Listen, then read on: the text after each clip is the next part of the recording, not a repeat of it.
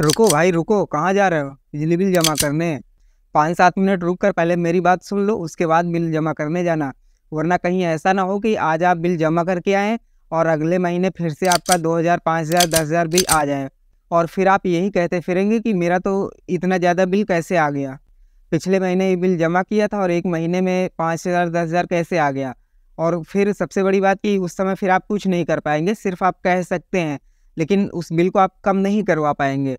तो इसलिए अगर आप बिल जमा करने जा रहे हैं तो पहले रुकिए 5-7 मिनट, मेरी बात को सुनिए और उसके बाद में फिर जमा करिएगा अपना बिल, ताकि आपको ऐसी कोई समस्या ना आए। बहुत से लोगों के साथ ये समस्या हुई है और जैसे ही वो बिल जमा करके आए और अगले महीने जब उनका बिल बना तो पता चला कि किसी का 2,000, किसी का 5,000 और कई लोगों का 10,000 तक बिल आ गया है। और फिर ऐसी स्थिति में वो बिल कम भी आप नहीं करवा सकते हैं किसी भी कीमत पर। अगर वो बिल जितना बन गया है वो आपको देना ही पड़ेगा, क्योंकि उसको आप प्रूफ नहीं कर सकते कि वो बिल आपका गलत बना है।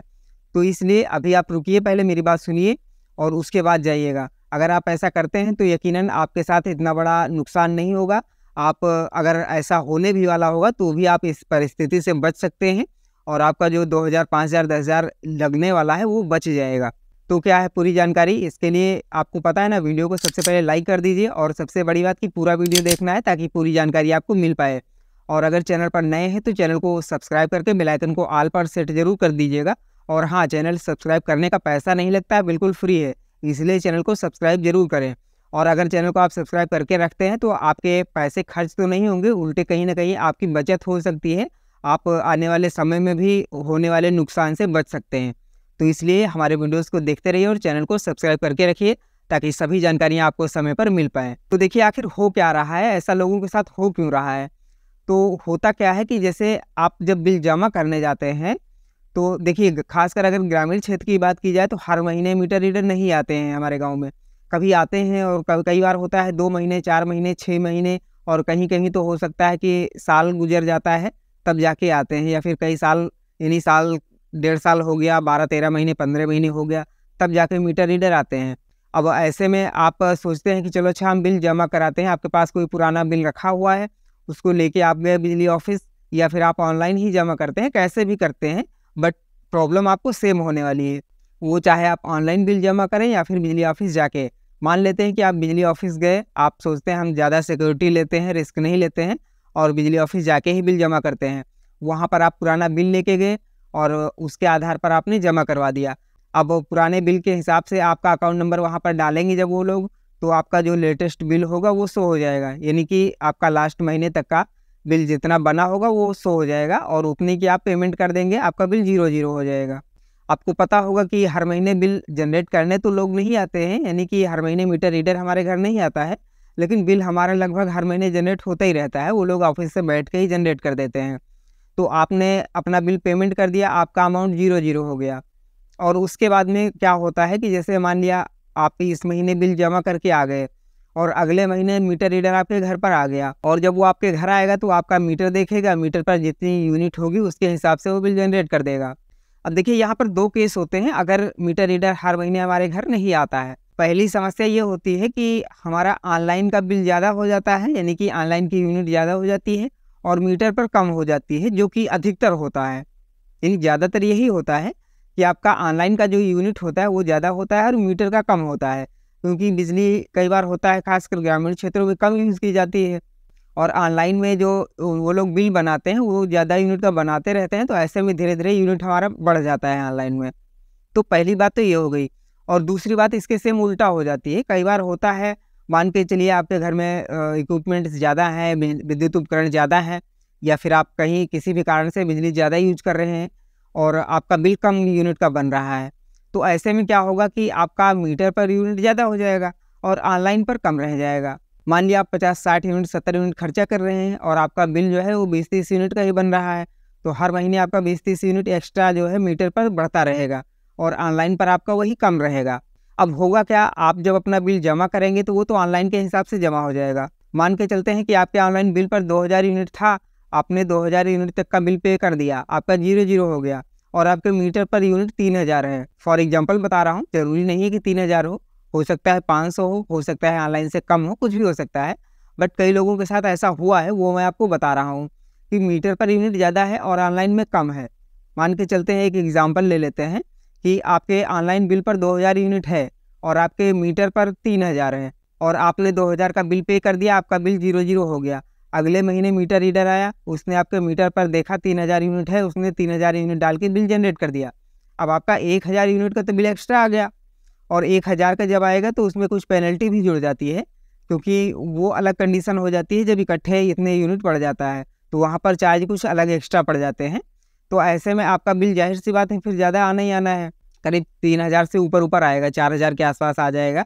अगर आपका 1000 यूनिट का हो जाता है बिल, तो हो सकता है थोड़ा ज़्यादा भी हो जाए, हो सकता है थोड़ा कम रहे, लेकिन लगभग 4000 के आसपास तो होना ही होना है, या फिर 5000 भी हो सकता है। अब आप तो यही सोचेंगे कि हमने तो पिछले महीने बिल जमा किया था, हमारा 0 था, अब एक महीने में ये 4-5 हज़ार बिल कैसे आ गया? तो देखिए उसका कारण यही है कि आप मान लिया ज़्यादा यूज़ करते थे बिल, आपके मीटर पर बिल कम बन रहा था, क्योंकि मीटर रीडर हर महीने घर नहीं आता है।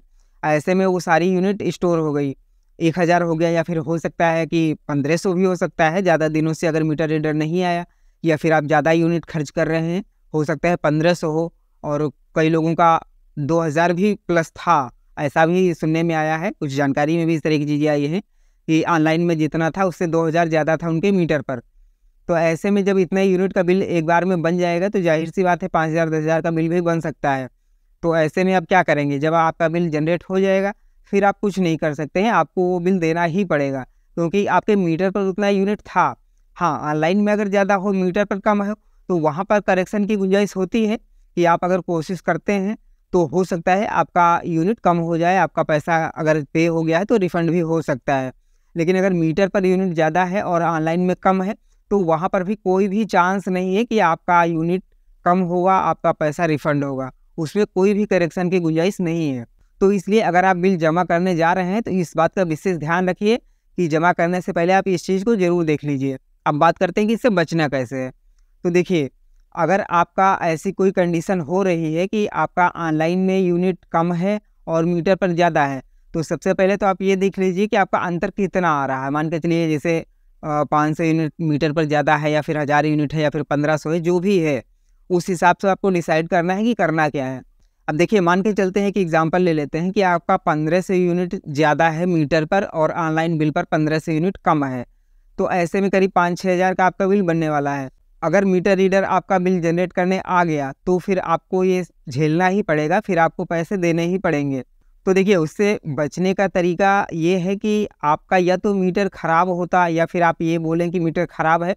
हालांकि ये इतना ईजी तो है नहीं, क्योंकि अगर मीटर सही चल रहा है तो आप उसे ख़राब नहीं कर सकते, लेकिन फिर भी होता है। अब चूँकि ज़्यादा स्पष्ट में कैमरे पर नहीं बता सकता आपसे, लेकिन फिर भी अगर आपका मीटर चेंज हो जाए तो आप इस समस्या से बच सकते हैं। आपका जो ज़्यादा पैसा लगने वाला है वो कम हो सकता है, क्योंकि मेन जो प्रूफ रहेगा वो आपका ऑनलाइन बिल जो है वहाँ पर होता है। यानी ऑनलाइन जो बिल होगा वहाँ पर जितना यूनिट है वो है, और मीटर पर जब तक आपका बिल जनरेट नहीं होता है मीटर के यूनिट के आधार पर, तब तक वो जो बीच का गैप है वो सिर्फ आपको मालूम है और किसी को नहीं मालूम है। तो ऐसे में अगर आपका मीटर चेंज कर दिया जाए तो वहाँ पर आपका जो 1000, 1500 या फिर 2000 यूनिट एक्स्ट्रा पड़ा हुआ है उससे आप बच सकते हैं। उस तरीके से आप 5-10 हज़ार से बच सकते हैं। लेकिन अब बात करते हैं कि मीटर चेंज कैसे होगा। तो देखिए, वो आप खुद तो कर नहीं सकते, जाहिर सी बात है। उसके लिए आपको अपने बिजली विभाग से संपर्क करना पड़ेगा, आपके लाइनमैन जो भी हैं, या फिर अन्य कोई अगर इस प्रकार का जानने वाला है आपका बिजली विभाग से संबंधित, जो कि आपकी इसमें हेल्प कर सकता है मीटर को बदलवाने में। तो वहाँ पर आप उससे बात कर सकते हैं कि हमारा मीटर ख़राब हो गया है और इसे बदलना है। हालाँकि हो सकता है कि इसके लिए वो लोग आपसे चार्ज थोड़ा सा ज़्यादा कर लें, क्योंकि नॉर्मल मीटर का चार्ज तो 12 से 1500, 1400 के आसपास होता है। लेकिन चूँकि ऐसी कंडीशन रहेगी तो वहाँ पर हो सकता है वो आपसे ज़्यादा की डिमांड भी कर सकते हैं, 2000, 2500 भी ले सकते हैं, या फिर हो सकता है 3000 ले लें। अब ये मैं श्योर नहीं कह सकता, जो रियल रेट है वो मैं आपको बता रहा हूँ कि 12 से 1400, 1500 के आसपास में होता है, जो कि अपना जो कुछ भी चार्ज होता है वो सब जोड़ के इतने में हो जाता है। लेकिन अब बात ये भी तो है कि अगर आपका 5000, 10,000 बच रहा है, तो वहाँ पर आप अगर 2000, 3000 दे देते हैं तो कहीं न कहीं आपका भी फ़ायदा होगा ही होगा। अब इससे ज़्यादा स्पष्ट मैं नहीं बताऊँगा कि कैसे क्या करना है, वो आप खुद समझ सकते हैं। तो इस प्रकार से आप इस समस्या से बच सकते हैं। वरना अगर आपके मीटर के यूनिट के आधार पर आपका बिल जनरेट हो जाता है, तो फिर आप उसे किसी भी कंडीशन में कम नहीं करवा पाएँगे, क्योंकि वो आपके मीटर के आधार पर बिल बना हुआ है। और ये समस्या कई लोगों के साथ हुई है, इसलिए हमने सोचा कि आपको इसकी जानकारी दे देते हैं। और अगर आप बिल जमा करने जा रहे हैं तो उससे पहले इस बात का ध्यान ज़रूर रखें कि सबसे पहले अपना ऑनलाइन का बिल चेक कर लें, वहाँ पर करंट यूनिट कितना दिखा रहा है। उसके बाद में अपने मीटर पर देख लें कि आपके मीटर पर करंट यूनिट कितना दिखा रहा है। अगर दोनों लगभग है, थोड़ा सा अंतर है, तब तो कोई दिक्कत ही नहीं। लेकिन अगर बहुत ज़्यादा अंतर हो रहा है, 500, 1000 या 1500 यूनिट का अंतर हो रहा है, तो फिर आपको इस प्रकार सोचने की ज़रूरत है। और अगर नहीं सोचते हैं तो फिर जाहिर सी बात है, जो मैंने बताया वो तो आपके साथ होगा ही होगा। तो इसलिए इन बातों का ध्यान रखिए। और वैसे भी हर महीने आपको अपना बिल चेक करते रहना चाहिए, भले ही बिल जनरेट करने वाला आए या फिर ना आए, लेकिन देखते रहेंगे अगर, तो आपको पता चलता रहेगा। उसके लिए सबसे बेस्ट है कि आप UPCL कंज्यूमर ऐप डाउनलोड कर सकते हैं, तो वहाँ पर बहुत आसानी से आप अपना बिल चेक कर सकते हैं। और अगर आपका बिल गलत जनरेट हो रहा है, आप कम खर्च कर रहे हैं, आपका ज़्यादा यूनिट का बिल जनरेट हो जा रहा है, तो उसके लिए सबसे बेस्ट ऑप्शन है कि आप अपना बिल खुद भी जनरेट कर सकते हैं। बस कुछ सावधानियाँ हैं जिनको आपको ध्यान में रखना है। उसके बाद में आप अपना खुद बिल जनरेट करते हैं, तो वहाँ पर आप जितना यूनिट खर्च करेंगे उतने का बिल जनरेट कर सकते हैं, उससे आपका 1 रुपये भी ज़्यादा नहीं जाएगा। और इस पर मैंने प्रॉपर वीडियो बनाया हुआ है कि किस प्रकार से अपना बिल जनरेट करना है और क्या क्या सावधानियाँ रखनी है। ये दोनों चीज़ें ध्यान रखनी है, ध्यान रहे। सावधानियाँ भी आपको जानना ज़रूरी है और बिल कैसे जनरेट करते हैं वो भी जानना ज़रूरी है। तो इन दोनों वीडियोज़ के लिंक आपको डिस्क्रिप्शन में मिल जाएंगे, आप देख सकते हैं। और जानकारी पसंद आई हो तो वीडियो को लाइक ज़रूर करिएगा। और अगर अभी तक चैनल को सब्सक्राइब नहीं किया तो ज़रूर कर लें, क्योंकि मैं हमेशा आपके काम की जानकारियाँ लाता रहता हूँ। तो चलिए मिलते हैं ऐसी नई जानकारी के साथ में, तब तक के लिए जय हिंद।